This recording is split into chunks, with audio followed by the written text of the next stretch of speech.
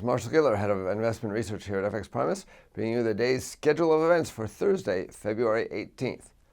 The first major item on the schedule in Europe is the minutes of the 21st January ECB meeting, which will be released at 12:30 GMT. The Council didn't take any decisions at this meeting, but signaled that they would reconsider their policy stance at the March meeting. ECB President Draghi said they didn't discuss the specifics of what they might do in March. Given that, I'm not sure what else we can learn from the minutes. Nonetheless, the message that they convey is likely to be one of concern and willingness to do more, which could weaken the euro. However, I looked at the daily range for currencies on the 7 times that the ECB has released minutes so far, and also the average range for all days since they began. As you can see, the range on ECB minute days has been on average lower than normal, meaning that these minutes tend not to cause any major upheavals. Then, an hour later, the U.S. indicators start up with the Philadelphia Fed Manufacturing Index for February.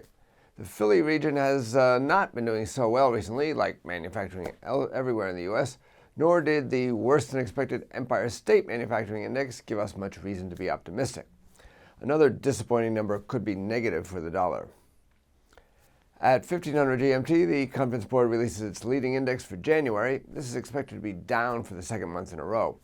It's not a big market mover, though, as it's largely comprised of indicators that have already been released, and so it doesn't have that much new information. Then comes the feature of the day. The EU governments start their 2-day summit. Now, this is a biggie. The 28 EU leaders have 2 huge issues on their agenda. First, UK Prime Minister Cameron will be looking to reach agreement on EU reform called a new settlement for the UK. If he gets it, then he's likely to call a referendum on UK membership in the EU, probably on June 23rd. Now, failure to reach agreement at this meeting would be a big negative for the pound, in my humble opinion, as it would imply less favorable terms for Britain eventually, and therefore more of a chance that the voters reject it. The leaders will also discuss how to deal with the refugee crisis.